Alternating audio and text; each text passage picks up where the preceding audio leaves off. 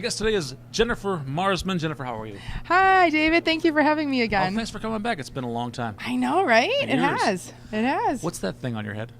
Well, David, I am here at Codestock, and I just did a talk on using EEG waves. EEG is electroencephalograph. Whoa, impressive that you know it. Yes. It's reading essentially the voltage. Very good. It's reading the voltage of your brain waves, essentially. And I'm taking that brainwave data and using it in conjunction with Azure Machine Learning to do something pretty cool. I actually... Brainwaves. Machine learning. Yes. So the talk that I just did was on an experiment I ran on my husband. So I put this headset on my husband. Was it a diabolical experiment? Oh, it was very diabolical. Okay, I like it. Go ahead. Please proceed. So I took this headset and put it on my husband, and I had him, and I was monitoring his EEG, his brainwaves. And then I had him tell the truth a lot, and then I had him lie to me a lot. Your husband to lie. Yes, right. I asked him to lie. So, and then I monitored all those things and used markers on the data to show when it was the truth and when it was lying and that sort of thing. And then I took that data of EEG when you're lying and EEG when you're telling the truth and put it into Azure Machine Learning. Whoa. And then wrote a predictive engine to be able to predict when telling the truth and when he's lying. So it was very, very cool. What did you learn? Well, first of all, when you look at the data, the raw data ahead of time, you Yes. knew when he was telling the truth. You knew when he was lying. Could you, with the naked eye, see the No, patterns yourself? no, I could not see the patterns myself with the naked eye. Yeah, not in the of course, data. always Yeah. know when their husband is it's makeup, I think. Right. No, in this particular experiment, I collected more data than I actually used.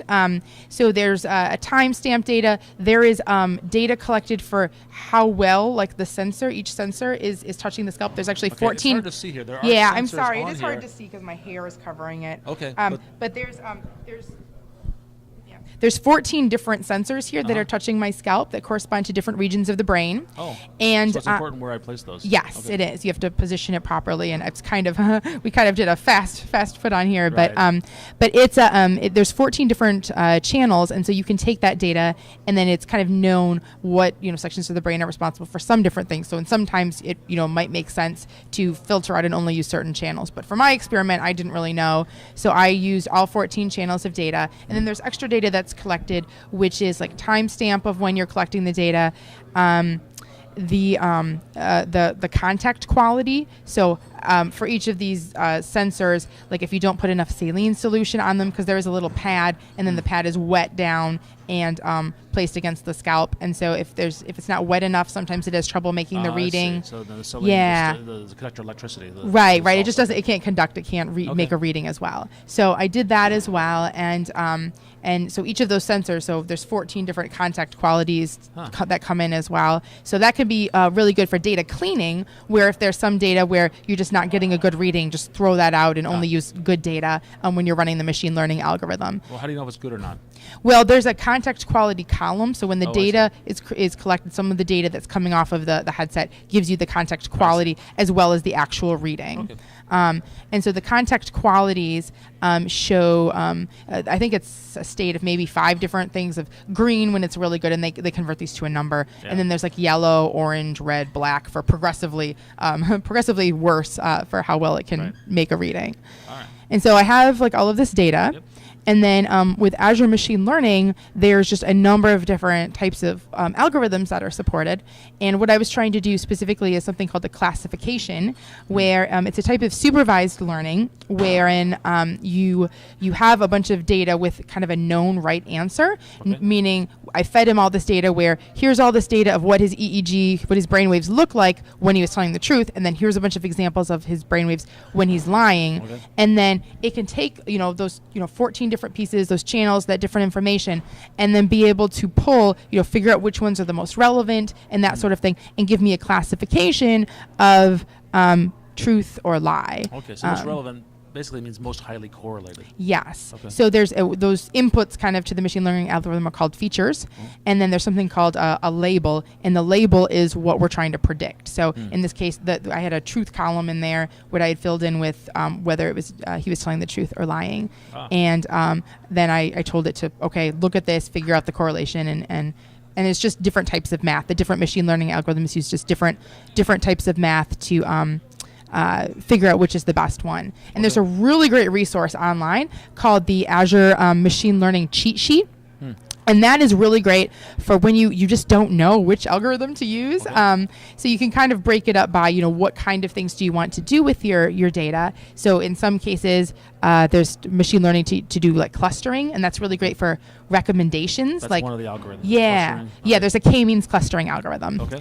And in that particular thing, what it does is it can make clusters of, if you like movies A, B, and D, and I like movies A, B, and C, then maybe suggest C to you and suggest D to me, because we seem to have A and B in common. Okay. So things that's a very simple example, but that on kind of a larger scale is what these clustering algorithms can do. So that's clustering, the kind of the first one, and that's an example of unsupervised learning. And then there's supervised learning, and classification, as I mentioned, is one type of that, and there's also regression. And the main differences between those are classification classifies things into discrete buckets. Okay. So, for example, truth or lie. Am I telling the truth or telling the lie? So it's two different buckets. Well, and it's then, not that wow, that's true. Sometimes. It is almost a continuum. Sometimes it's complicated, right? But with your set of questions, I assume. Yeah, it was. I tried to. Well, there was some data that did not make it into the public study with my husband. But the other type is regression, and regression essentially gives you the a continuum, right? It's not discrete buckets. It is a continuum of values. So think about like predicting the price of a house, for example. And in a housing example, you might have data that you're putting into the machine algorithm, like square footage and number of bedrooms, number of bathrooms, maybe zip code or some correlation of where it is, because housing market is very different in different parts of the country and such. So you could pass in all of that information, and then it would figure out, it would kind of draw correlations and find patterns and figure out kind of on a range. Like I might put in a value where it's this house is worth $200,000 and this one is worth $400,000, but it could find specifically, okay, given all this data, when I pass it in new data, this house is worth, $256,000 or something, and a value that I didn't necessarily prime it with. Right. So that's regression, where it finds those values on a continuum, like the money, versus the discrete buckets, like the truth or lie. So that's classification versus regression. And so there's a number of different algorithms within Azure Machine Learning to do either classification or regression. And there's also a couple algorithms for anomaly detection as well, which is kind of a subset of classification, where you may have very few negative examples, like one, you have these two categories, but one category is very rare. So for example, think about something like credit card fraud detection. You may have a database of credit card data, and the majority of it is going to be hopefully valid credit card transactions, and there might be like only a very few instances of fraud that you've identified, but then you can pass that in, and basically those algorithms account for the fact that we have very few negative examples, or very few examples in that category, and can kind of extrapolate for those and make up for that fact. So so that's anomaly detection specifically, and there's support for that as well in Azure, in the Azure Machine Learning thing. So it's been very cool and a lot of fun to play with. It's really easy to get started. It was really interesting that your first pass through it, the data was too good. The results were too perfect. That's a great point. So when I first ran through the data the first time, I passed in all of the data that was coming off of this headset, just put it all in just to see what would happen. And what happened was, not only the EEG data is coming in, but there's also a timestamp and contact quality and some of these other things, other pieces of data that the headset is reading. And so when I'd run the experiment on my husband, what happened was I ran it through first and had him do, tell me the truth to all of these questions, and then we ran it as truth, and then I redid it and ran it again with lies. Same questions? Same questions with lies, and had a lying response. And so since timestamp, what I'm guessing happened, I don't know for certain, but what I'm guessing happened is that it took a look at the timestamp, and you can very easily, with like a decision tree, say, okay, if the timestamp is before this time, then it's a truth, and if otherwise it's a lie. And it was 100% correlated. And I looked at that in EEG. I mean, it's intrinsically very noisy. It's brain waves. It's very noisy data. It should never be perfect like that. Exactly. So there was zero.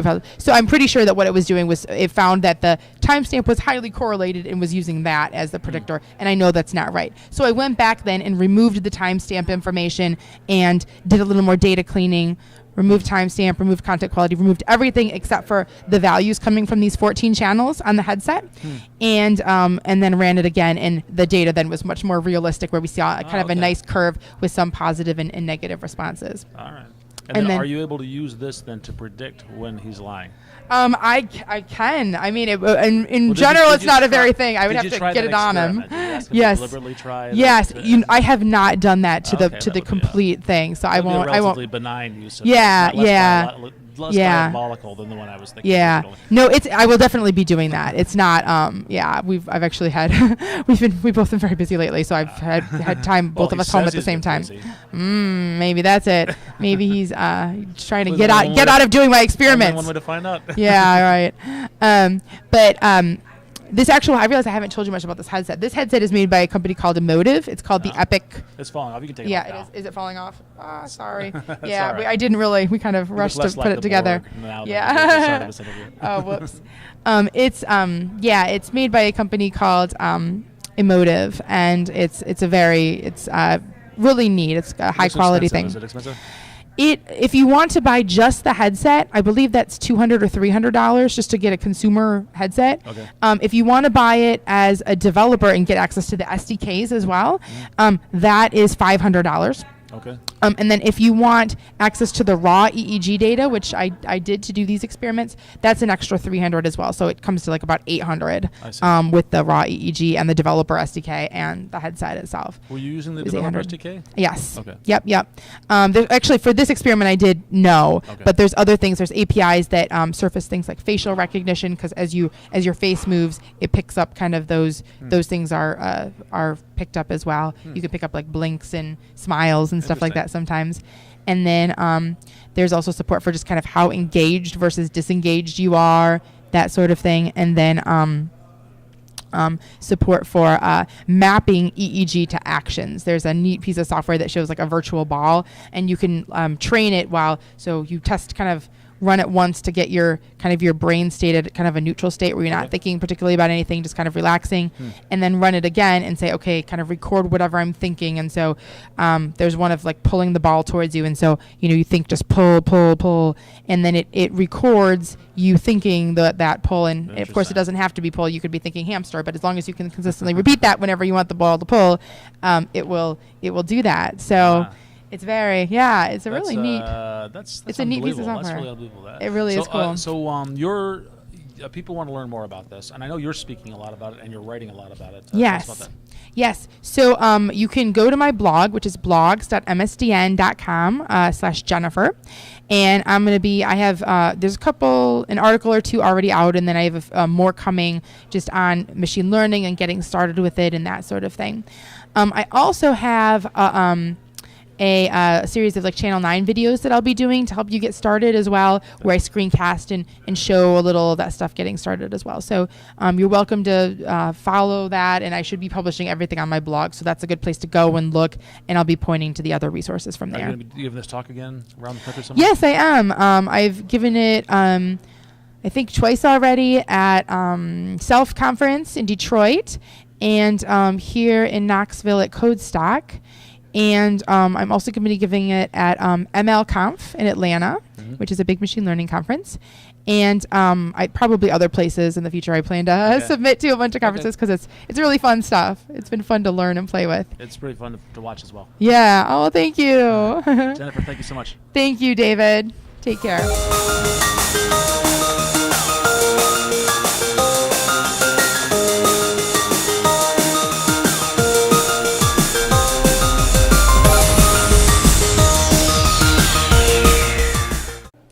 Technology and friends.